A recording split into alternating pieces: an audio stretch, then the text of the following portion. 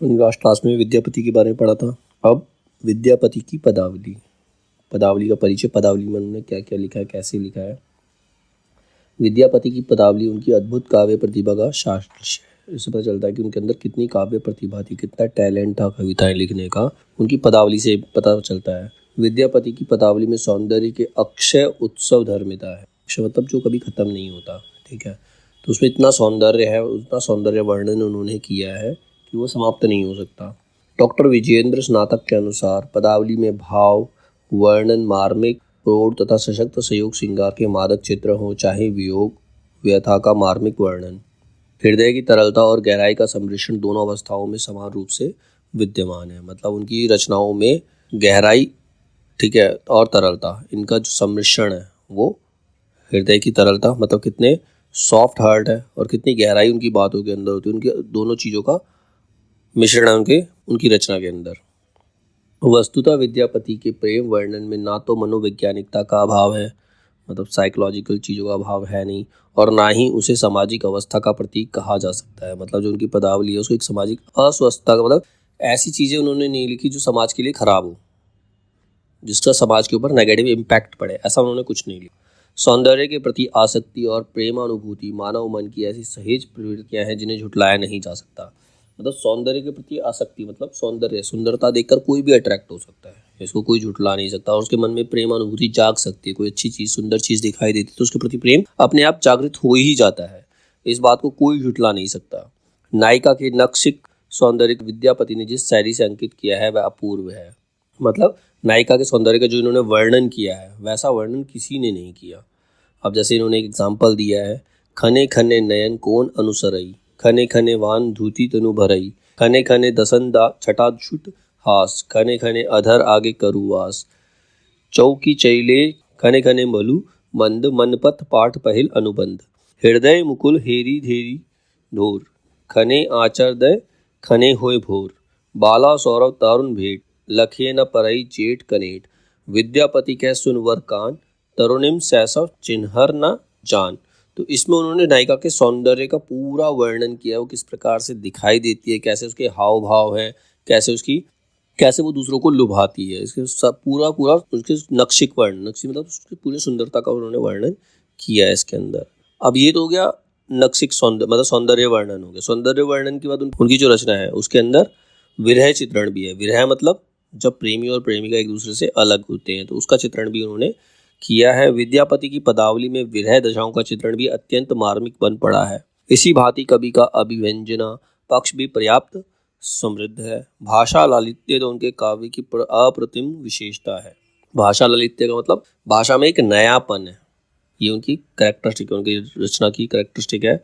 इनकी अप्रतिम विशेषता है ही अलंकारिक वर्णन में भी वे दक्ष हैं, मतलब अलंकारों का इस्तेमाल भी वो बहुत अच्छे तरीके से करते हैं। इसमें संदेह नहीं कि उनकी पद शैली न केवल सामान्य जनमानस को मुग्ध किया अपितु राधा कृष्ण की प्रेम लीलाओं का गान करने वाले परवर्ती कवि भी उनसे प्रभावित हुए बिना नहीं रह सके। मतलब उनके बाद जिन लोगों ने राधा कृष्ण के प्रेम की लीलाओं का गान किया वो भी उनसे अट्रैक्ट हुए हैं, उनसे प्रेरित हुए हैं। ठीक है, उनसे प्रेरणा उन्होंने ली है। इस रचना में उन्होंने राधा को नायिका और कृष्ण को जन नायक बना दिया है। मतलब विद्यापति की जो पदावली है उसकी नायिका जो है राधा है और उसके नायक जो है वो कृष्ण है।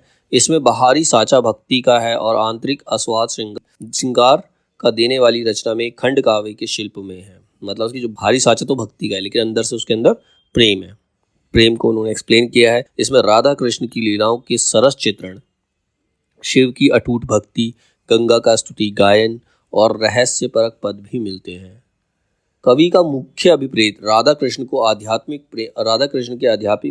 प्रेम को सांसारिक संदर्भों में व्याख्यात करना है। मतलब वो क्या चाहते थे, वो राधा कृष्ण के प्रेम को कि आध्यात्मिक प्रेम जो मन से होता है, ना कि शरीर की सुंदरता से होता है। वो आध्यात्मिक प्रेम को आप आगे बढ़ाना चाहते हैं कि एक दूसरे के मन से प्रेम करो, एक दूसरे को मन से प्रेम करो, एक दूसरे से वैसे शारीरिक प्रेम नहीं होना चाहिए, तो वो होता है आध्यात्मिक प्रेम। इसमें मिलन, विरह, उत्सुकता और ऋतु संबंधित विभिन्न पाठकों को अपनी तरफ खींचते हैं। कई बार मिलन होता है, कभी बिछड़ते हैं, ठीक है, और कभी कभी एक्साइटमेंट होती है, कभी उन्होंने ऋतुओं का वर्णन किया। ये सब चीज़ें क्या होती है, जो पाठक है, जो रीडर्स हैं, उनको अपनी तरफ अट्रैक्ट करती है।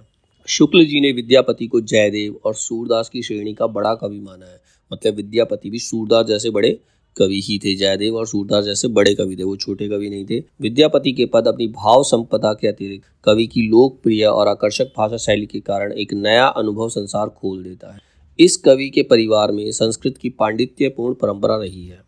मतलब उनके परिवार में सब लोग संस्कृत के पढ़े लिखे अच्छे विद्वान थे उनके परिवार के अंदर। लेकिन यह कवि देशिल बहना सब जग मिठा, अर्थात देशी भाषा ही सबसे मीठी है।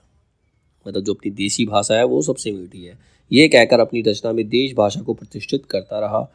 इसके भाषा विषयक वैशिष्ट्य की सराहना अनेक आलोचकों ने की है। कई लोग आलोचक कौन जो क्रिटिसाइज करते हैं, उन्होंने भी इनकी प्रशंसा की है। विद्यापति के पद बाद में विकसित होने वाले गीति काव्य परंपरा के ब्लूप्रिंट है। मतलब ब्लूप्रिंट क्या होता है? जिनको देखकर नई चीज़ों की रचना की जाती है। तो गीति काव्य जो बाद में आया, उसकी शुरुआत किसने करी? विद्यापति ने ही की। उनकी शैली को ही अपनाकर उन्होंने गीति काव्य लिखा आगे आने वाले कवियों ने। उन्होंने ऐसी काव्य कोमल भाषा में सुकुमार भावों की प्रस्तुति की है। एक एक शब्द में गीत और संगीत गूंजते हैं। उनके गीत मिथिलांचल के साथ साथ बंगाल में भी गाए जाते हैं। मतलब मैथिल कोकिल कहा जाता है विद्यापति को। उन्होंने मैथिली में अपनी रचनाएं लिखी, लेकिन बंगाल में भी उनके गीत गाए जाते हैं। इसके अभाव में पारिवारिक और सांस्कृतिक अनुष्ठान पूर्णता प्राप्त नहीं कर सकते। मतलब उस टाइम ऐसा हो गया था, कोई भी कार्यक्रम होता परिवार में या कल्चरल फंक्शन हो या फैमिली फंक्शन हो, तो उसके बिना, इनके गीतों के बिना पूरे नहीं होते थे। विद्यापति अपने पदों में राधा कृष्ण के प्रेम को भौतिक प्रसंगों में बदल दिया है।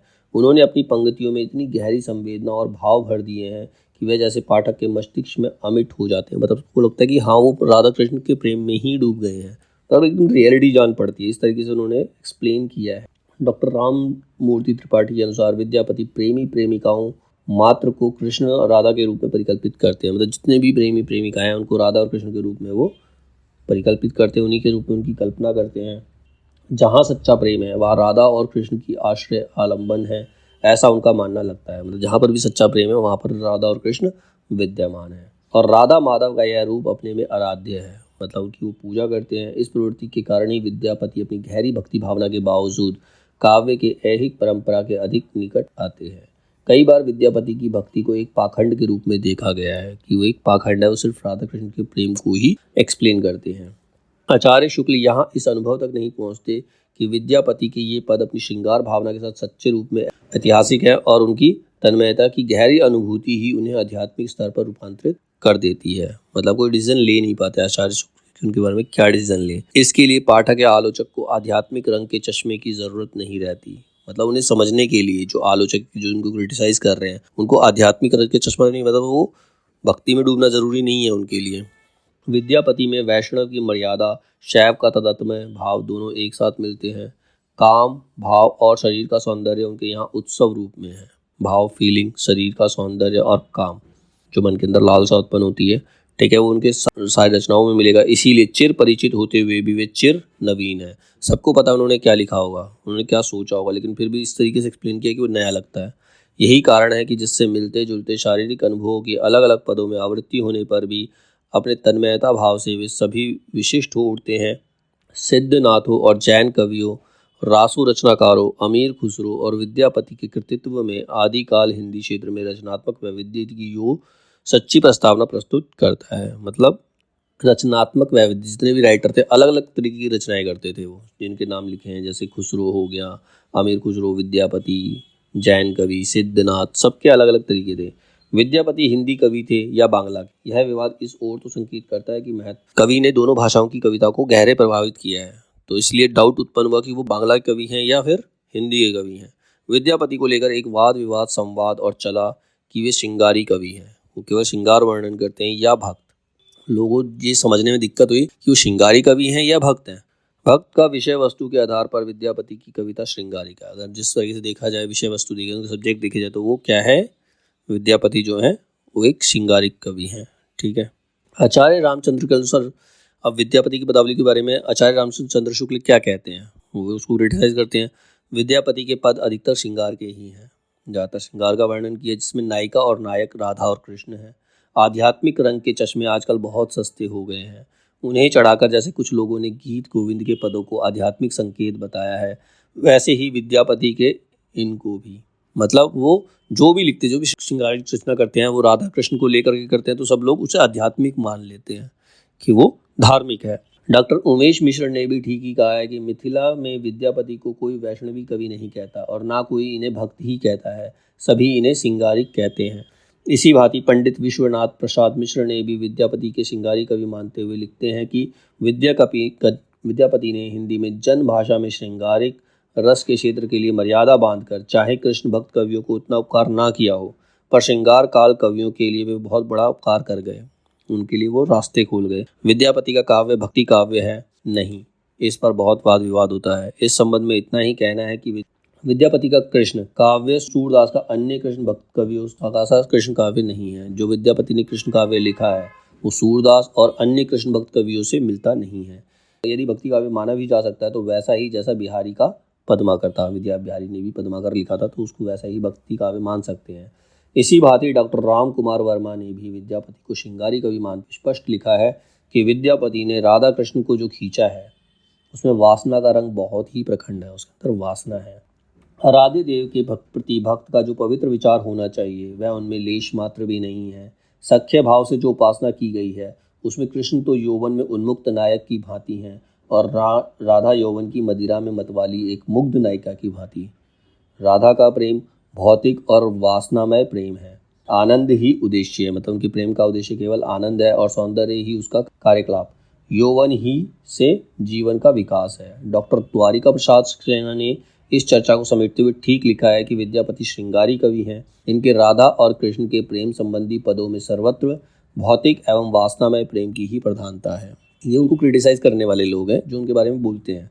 इनके वै संधि, नक्षिक, सरुस्नाता प्रेम, प्रसंग, दूती, नोक झोंक, सखी शिक्षा, मिलन सखी, संभाषण, कौतुक, अभिसार, छलना, मान भंग, विदग, विलास, वसंत, विरह, भावोल्लास आदि से संबंधित सभी पदों में भौतिक प्रेम एवं काम वासना का ही प्राधान्य है। कहीं भी जीवात्मा एवं परमात्मा से के मिलन एवं विरह की ओर ध्यान नहीं जाता है और ना कहीं तनिक भी भक्ति ही है। भावना की ही सुगंध आती है। ये सभी पद श्रृंगार रस से अपलावित हैं। इसमें वासना की विवेकवती सरिता प्रवाहित हो रही है। सरिता मतलब नदी, मतलब वासना की नदी बहती है इनकी पदों के अंदर। और इसमें आत्मा एवं परमात्मा के आध्यात्मिक जगत की उपेक्षा, विलास, वासना एवं कामुकता के भौतिक जगत का ही चित्रण किया गया है, जिसमें कहीं कामी नायक लुक छिपकर कामिनी नायिका के अंग सौंदर्य को देखकर उन्मुक्त हो रहा है, कहीं उनके साथ काम क्रीड़ाएं कर रहा है और कहीं कामिनी नायिका अपने प्रिय के विरह में तड़प रही है, अपने यौवन को कोस रही है, कामाग्नि में जल रही है। तब प्रिय से मिलने के लिए आतुर होकर मदन के तीक्ष्ण बाण का शिकार हो रही है। मदन कौन? कामदेव, जो मन में इच्छा उत्पन्न करते हैं, उनका नाम ही मदन है। तो उनके तीक्ष्ण बाणों का शिकार हो रही है। इस प्रकार इन संपूर्ण पदों में श्रृंगार का ही प्राधान्य है, भक्ति का नहीं। वासनात्मक प्रेम का ही बाहुल्य है, आध्यात्मिक प्रेस का नहीं, और कामोदीपक भावों का ही प्राचुर्य है, साधन संबंधी भावों का नहीं। अतएव विद्यापति के इन पदों में रहस्यवाद के दर्शन करना व्यर्थ है। इसमें कोई रहस्यवाद नहीं है। सख्य भाव की उपासना को ढूंढना मिथ्या है। इसमें मित्रता वाला प्रेम भी नहीं है। और जीवात्मा और परमात्मा के संबंध की स्थापना करना कोरी खींचतान है, वो तुम नहीं कर सकते। इसमें तो मानव की मूल भावना काम का सांगोपांग चित्र अंकित किया गया है और इनका संबंध लौकिक जगत से है, परलौकिक से नहीं। क्योंकि इस लोक के ही व्यक्ति प्रेम में आतुर होते हैं, काम वासना से पीड़ित होते हैं। अगर इनका प्रेम प्रलौकिक होता तो उसमें ऐसा नहीं होता, क्योंकि इनमें जीवन के भौतिक आनंद का उज्जवल रूप अंकित।